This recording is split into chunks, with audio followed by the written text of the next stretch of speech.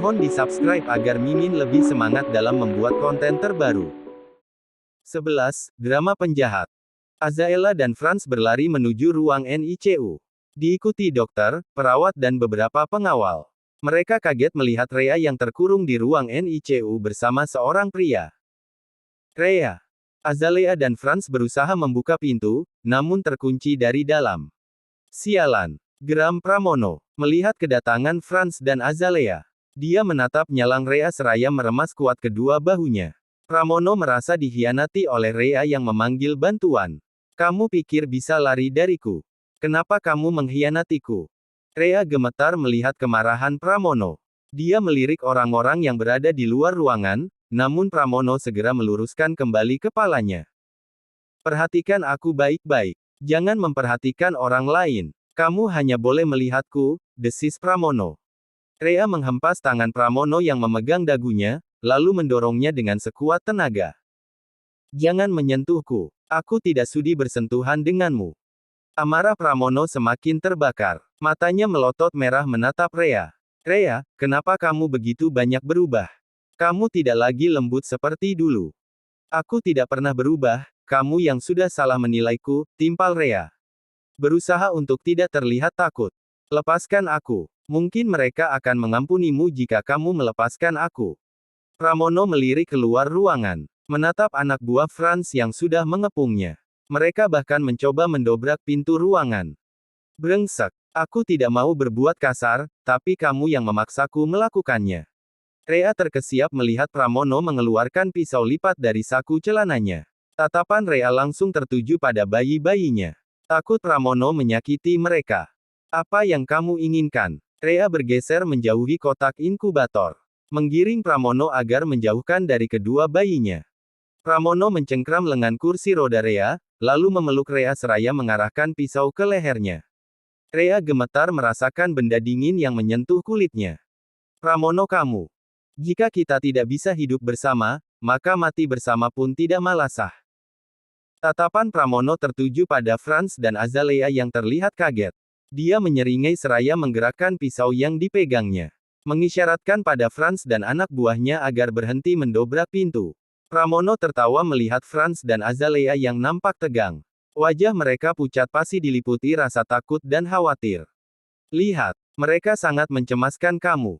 Pramono tertawa seraya melepaskan pelukannya, lalu menyentuhkan pisau yang dipegangnya pada wajah Rhea. Pramono menampakkan ekspresi sedih melihat ketakutan yang Rhea perlihatkan. Set, tidak perlu takut sayang. Aku hanya ingin kamu menuruti semua perintahku. Rhea hanya mampu menelan ludah saat ujung tajam pisau menyentuh pipinya. Air mata Rhea menitik, merasakan perih karena Pramono menekan pelan ujung pisaunya. Nampak, darah keluar dari kulit wajah Rhea yang teriris. Sakit. Pramono mengusap darah di wajah Rhea, lalu menjilatnya. Kamu sangat manis sayang. Cantik. Wajahmu sangat manis dengan ekspresi takut seperti ini. Pramono mendekatkan wajah pada Rhea. Menikmati ketakutan dalam wajah Rhea dalam jarak dekat. Rhea pun tegang hingga tubuhnya bergetar. Dia sangat ketakutan. Beginilah seharusnya Rheaku bereaksi. Ada rasa takut dan tegang dalam wajahmu. Bukan amarah seperti yang tadi kamu perlihatkan. Pramono mengecup luka kecil yang ada di pipi Rhea. Kamu mengingatkanku pada pertemuan pertama kita. Waktu itu, kamu terlihat tegang saat pertama kali bertemu denganku, padahal aku tidak akan menggigitmu. Rhea menjerit saat Pramono membuka mulut seolah akan menggigitnya. Dia memejamkan mata seraya mencengkram lengan kursi roda dengan erat. Rhea berusaha menguatkan diri. Dia harap, Franz dan anak buahnya segera melakukan sesuatu untuk menyelamatkannya. Aditya, aku takut. Batin Rhea meminta tolong pada suaminya. Namun, Rhea sadar Raditya tidak akan datang karena masih tidak sadarkan diri. Di luar ruangan, Franz dan Azalea khawatir melihat Pramono yang mulai menyakiti Rhea.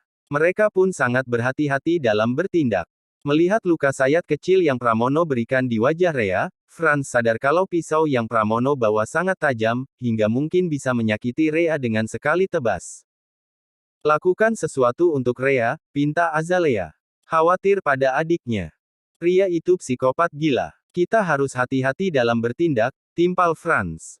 Kepala berpikiran. Mencari cara agar bisa mengalihkan perhatian Pramono dari Rea. Tapi kita juga tidak bisa tinggal diam. Rea dalam bahaya. Azalea menatap Franz dengan wajah penuh khawatir. Aku tahu, sahut Franz dengan nada datar. Di depan ruang rawat Raditya. Kabar tentang Rea yang disekap Pramono terdengar oleh Nena dan semua yang berada di sana. Nena pun khawatir pada putrinya. Tenang Mah. Kita percayakan semuanya pada Pak Franz. Bram berusaha menenangkan Nena, walau hatinya ikut risau memikirkan Azalea yang berada di sana. Nena menangis seraya bergeleng. Khawatir sekaligus takut terjadi hal yang juga buruk pada putrinya. Rea, malangnya putriku. Baru saja dia selamat dari kematian, sekarang harus dihadapkan dengan bahaya. Bagaimana jika terjadi hal yang buruk dengannya? Nena meratapi nasib putrinya. Rea bahkan tidak tahu suaminya sedang dalam keadaan gawat. Meilani yang mendengar kata-kata Nena ikut cemas. Dia menatap ruangan keponakannya dengan sendu. Iba pada Raditya yang tidak tahu istrinya dalam bahaya. Mei, bagaimana keadaan Radit? Erlina datang bersama Alvin. Nampak, raut cemas dalam wajahnya.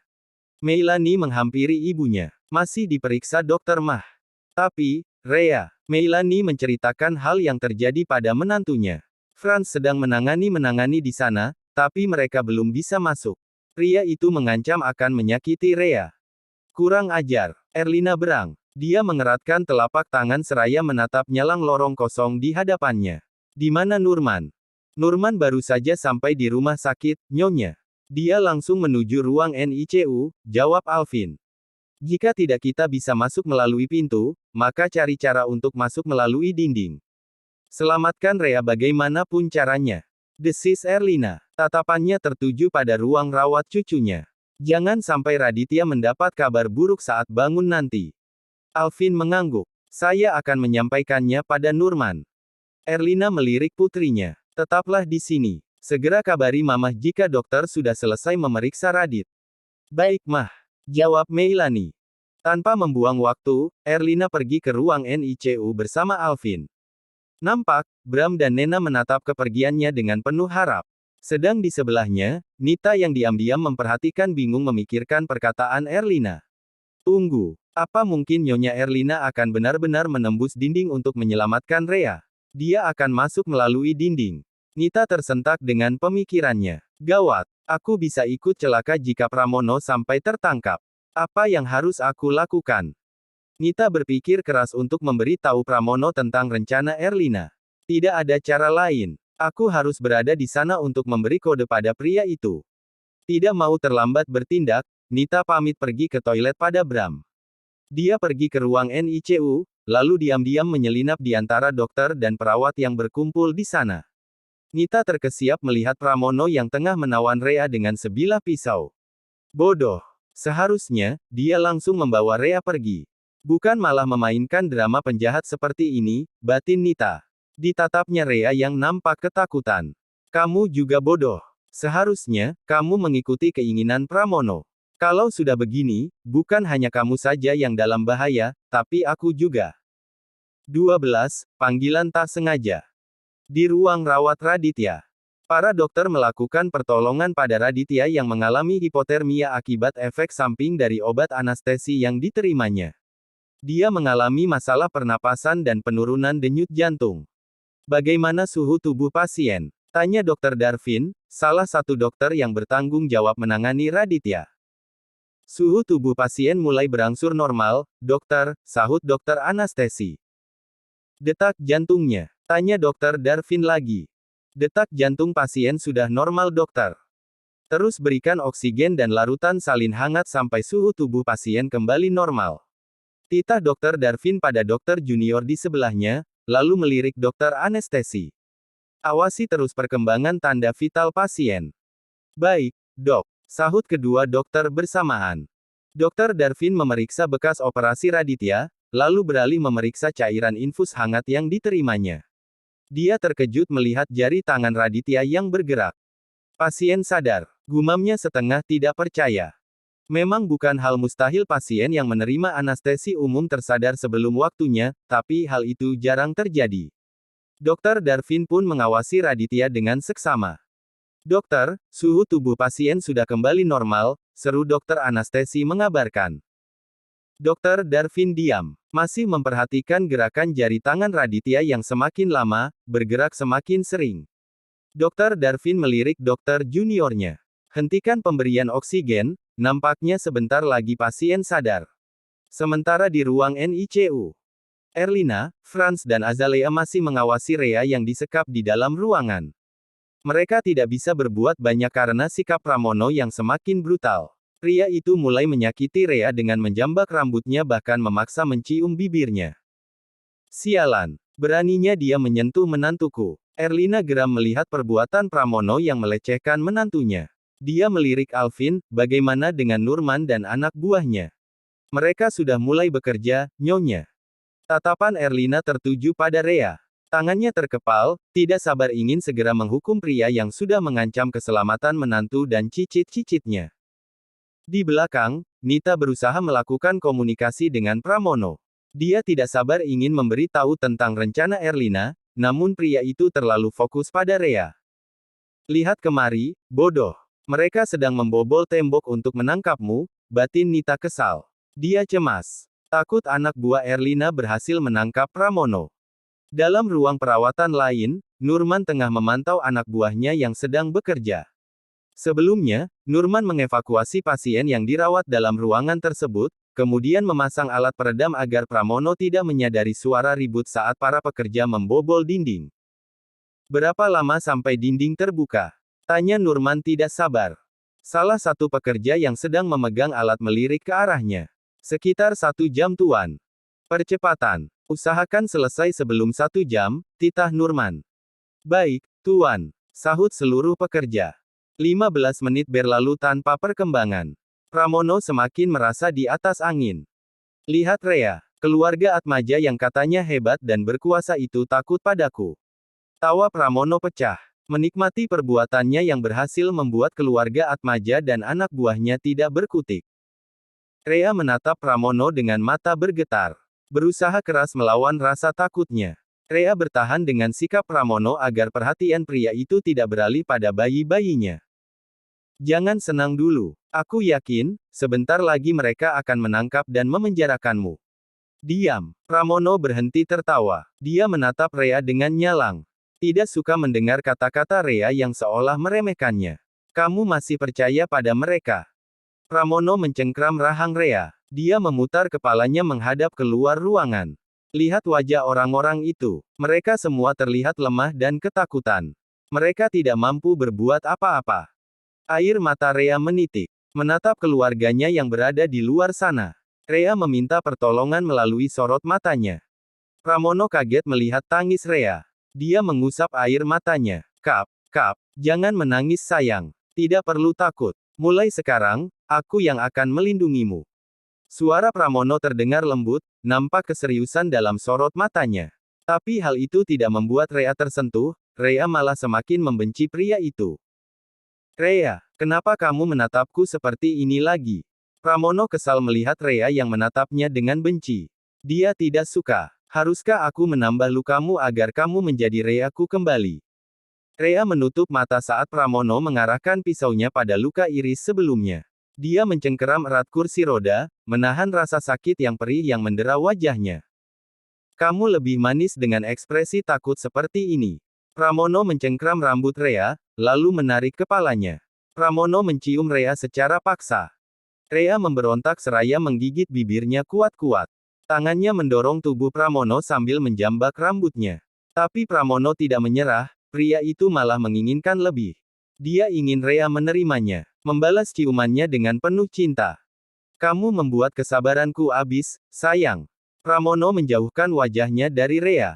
Menyentuh bibirnya, lalu melepaskan dari gigitan giginya. Pramono menggeram melihat bercak darah pada bibir Rea yang berwarna pucat.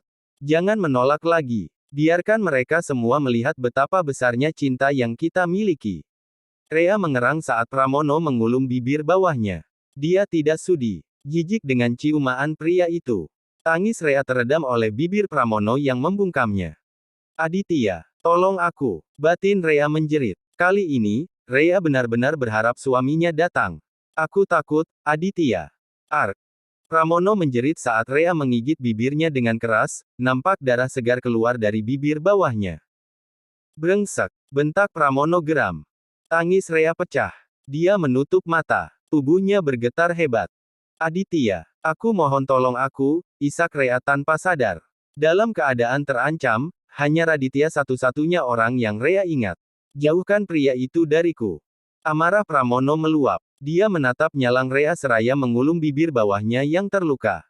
Bisa-bisanya kamu menyebut nama pria sialan itu. Rea, mulai sekarang kamu milikku. Tidak ada pria lain dalam hidupmu kecuali aku. Pramono menekan luka di wajah Rea yang semakin banyak mengeluarkan darah. Buka matamu. Lihat aku. Rea tidak menuruti Pramono. Dia malah semakin mempererat pejaman matanya. Rea harap, Raditya ada di hadapannya saat matanya terbuka. Sial. Rea, buka matamu sekarang. Lihat aku baik-baik. Bentak Pramono. Frustasi karena Rea tidak kunjung membuka mata. Rea, buka matamu. Pramono histeris seraya mencengkeram kuat bahu Rea. Dia menggoyang tubuhnya dengan kuat. Rea pun meringis merasakan sakit di bagian bawah perutnya, namun dia tetap bersikeras menutup rapat matanya. Di luar ruangan, Erlina dan yang lainnya panik melihat sikap Pramono yang semakin beringas. Franz pun terus berkomunikasi dengan Nurman. Berapa lama lagi sampai dinding terbuka? Tanya Franz tidak sabar, melalui ponselnya. Tinggal sedikit lagi tuan. Sekitar 10 menit. Gelombang Nurman. Lakukan dengan cepat. Nyawa Rea terancam. Titah Franz. Azalea kaget melihat Pramono yang bertindak lebih brutal dengan mencekik leher adiknya. Dia melangkah mendekati pintu kaca. Azalea menangis seraya menggedor pintu kaca. Pramono, buka pintunya. Lepaskan adikku. Lepaskan Rea. Pekik Azalea tanpa sadar. Beberapa orang kaget mendengar ucapan Azalea. Termasuk orang-orang yang baru tiba di ruang NICU. Adik, apa maksudmu memanggil Rea sebagai adik? Bersambung.